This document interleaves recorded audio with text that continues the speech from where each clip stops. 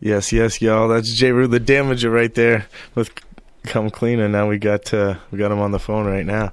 What up? What's going on? Not too much. Just chilling out here, bumping some of your joints. All right, that's up. Reminiscing on the show this weekend where you came and crushed Guelph. Yeah, Guelph was really fun. You know what I mean? I had a good time. It was a cool vibe, nice city. I'll be back. Awesome. We appreciate that.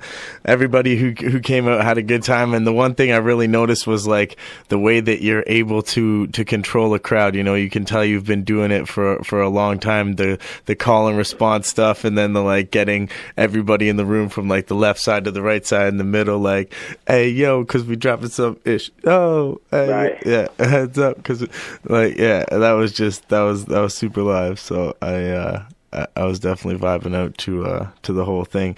Like how many shows, if you could say like offhand, are like that you've done in your career? In my career? Yeah, it's got to be quite a few.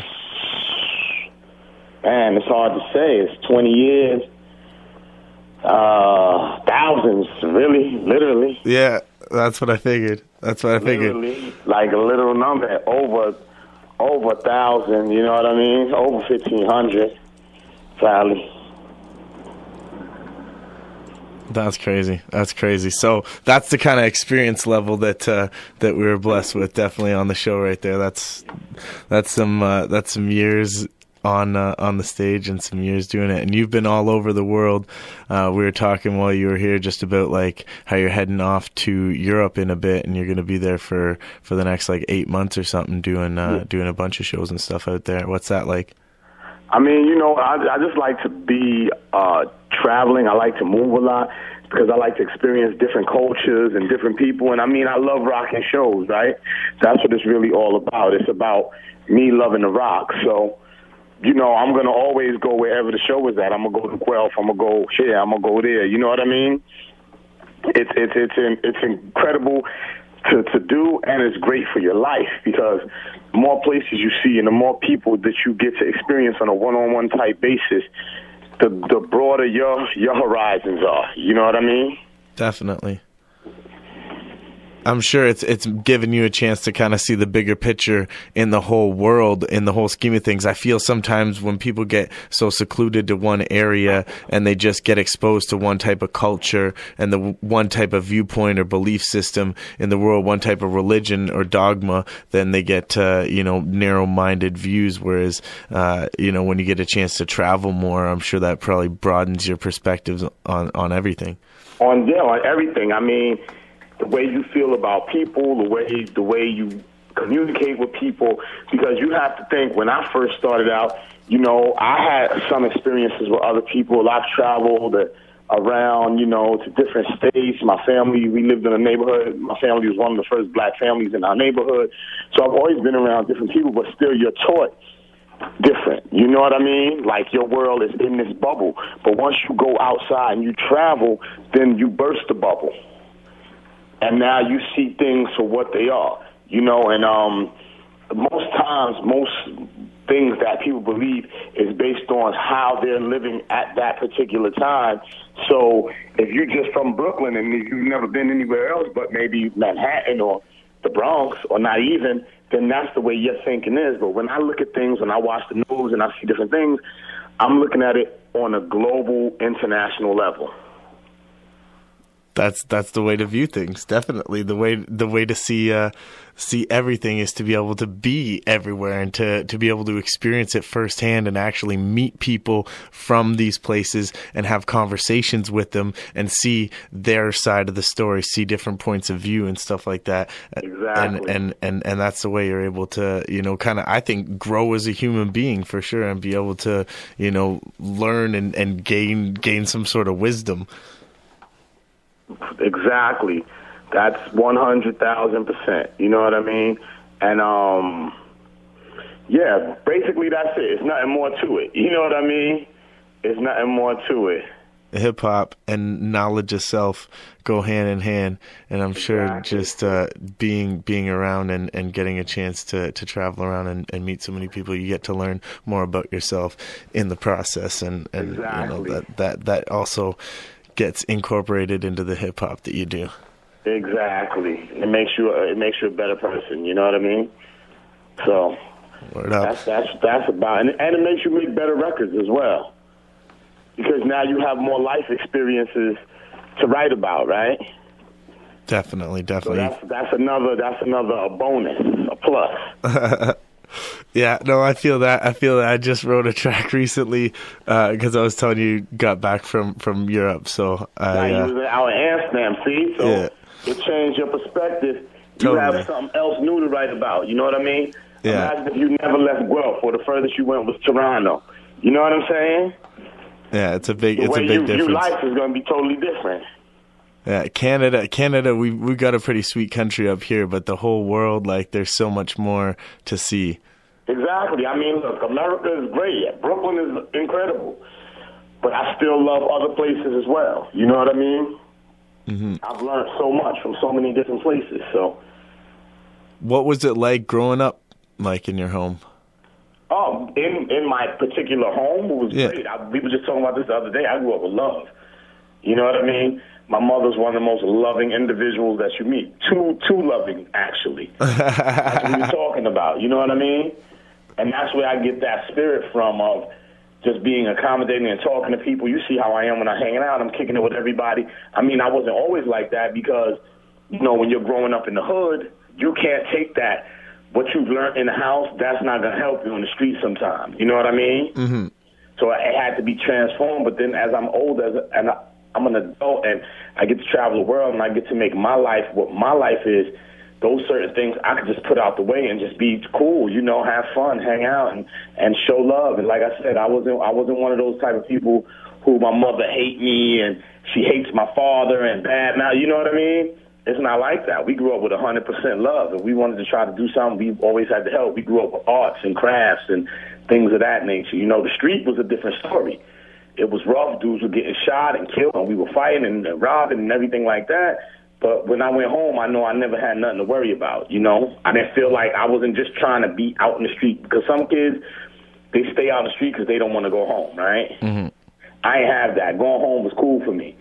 I know I was going to have food. My mom was going to cook, you know what I mean? She served me and my friends, you know? So, yeah, pretty much I grew up with love. My home environment was great. That's nice. That's nice to hear. Definitely. I feel the same. Shout outs to all the moms out there that hold it down at home and, you know what I mean, provide a lot of love inside the home, because that's so crucial for a child growing up. You know, you don't want to be scared that you're coming home and there's going to be like fighting, or you're going to get yelled at and nagged on, and it's not good. Your development depends on that. How much love you have in the home. It's going to determine your success in life. You know what I mean? Big time, yeah. That's true. Well, that's good to hear. What was it like kind of being in the hip hop environment there? Because you were kind of like in the epicenter of hip hop as it was kind of like budding in the New York scene there.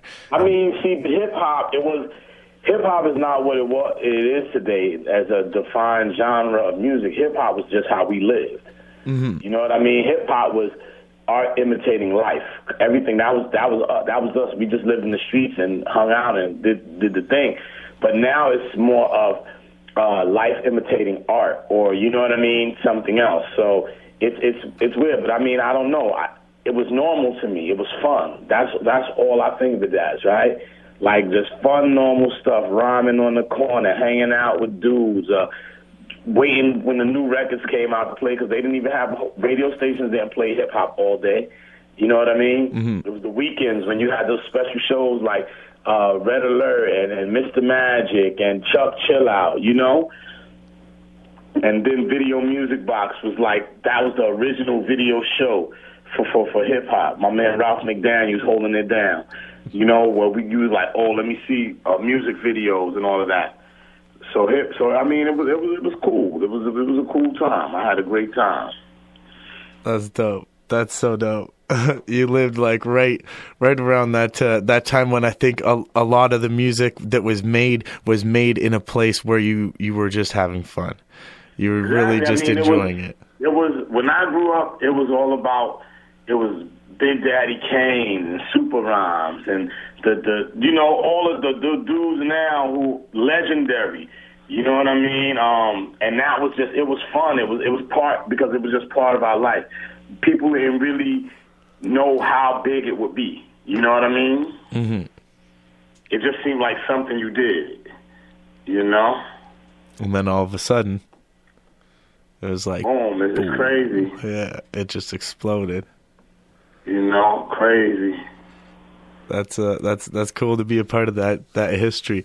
The one thing I definitely wanted to talk to you about on the air, just because I am a big fan of DJ Premier. He's like my number one producer of all time, and you've got a chance you to let me hear the mixtape. yeah, you know, I mean, definitely got to give a big shout out to his work and everything that he's done for hip hop and the culture. And you had a chance to work with him directly and do a lot of things with him. What was that kind of like, working with him, and what do you guys got plans of anything in the future? People always ask that question. What was it like? It was just like hanging with my homie. You know what I mean? It wasn't. We were just brothers kicking it, doing it, knowing how we wanted to burn everybody. You know what I mean? Like, that's it. We just want to burn everybody. It's nothing else. It's not like, oh, you're great, I'm great, and it was like, nah, let's just burn everybody. You know what I mean? That's how we used to rock in the studio. We just gonna burn. It's gonna murder them. You know, they done when they hear this. You know, because that was the competitive part of when I was growing up and when I was doing this. You know what I mean? Now it's like everybody is best friends, and we all feature on everybody's joints. We didn't do that. You know, if you wasn't my man, then you could be my man, and we still not rhyming on the same record if you ain't in my crew. You know what I mean? Yeah. Because that's an asset, and we can't just give our assets away to other crew members, right? Because we got to have the flyest record. So we didn't do all that, you know? We didn't do all of that stuff that they do today. But I mean, you know, everything has its time, and it's good that it happened. And, you know, it was just a great time. That's all I can say pretty much. It was a great time. It was fun. What was it like? It was fun. That's dope. Do you got any future plans of working with Primo again? Or? I mean, you know, I was just kicking up my man Frame a few weeks ago. You know, they shutting down D&D. So, I mean, you just got to wait and see what happens. Word up. Shout outs to Fame. You know? MOP. Word up. Definitely. One thing I wanted to talk to you about was just like the catalog of music that you have. You've obviously put out a lot of material in your career. Is there anything that really stands out to you as something, like, I know for myself there's just particular songs and things that I go through phases of music where I'm just like, this particular album or these particular sets of songs are what exactly I was like aiming for. Would you say that you have any of those in your entire... Nah, I love myself too much, dog. I love everything I do. You know what I mean? I love everything I do. Nothing has a greater standing than anything else to me. I did it, it's the bomb. You know what I mean? I love myself like that. And we on college radio or whatever, so I can't say certain things that how I would, but I'm on my specific, you know, part of my body. Very much. That's funny. I like that. Word up. And you've got so many accolades, so many different artists that you've had a chance to work with in your career. And we were talking a little bit about what you've got coming up with your touring and stuff like that. What do you got coming out release wise? Is there any new music? You know, I have the EP. It's called The Hammer, but it was just released digitally. It's got Large Professor, P.F. Come from Blase on it, the Beat Nuts. It's only an EP, only 5 songs. I released it digitally just to get the buzz. But we're about to re-release it with the vinyl and all the physical copies, all the videos and things like that.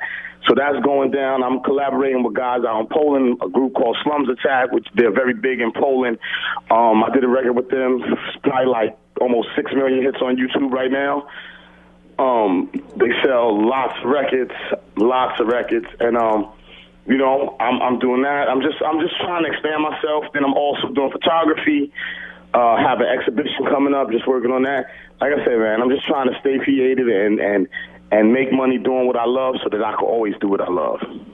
That's what's up, man. Well, looking forward to hearing that project when it comes out, and excited that, you know, you said if Guelph comes back around, you're going to definitely come out here. So looking forward to getting you back out here for sure, and working with you as well. So thanks so much for the interview, and man. People got to know, not to cut you off, but if they want to get the Hammer EP, they can get it now on iTunes or Amazon, or you can just go to my website, JeruTheDamaja.com, you know, or hit up my fan page on Facebook, JeruTheDamaja.com, or Twitter, Jeru The Damaja, Instagram, same thing, you know?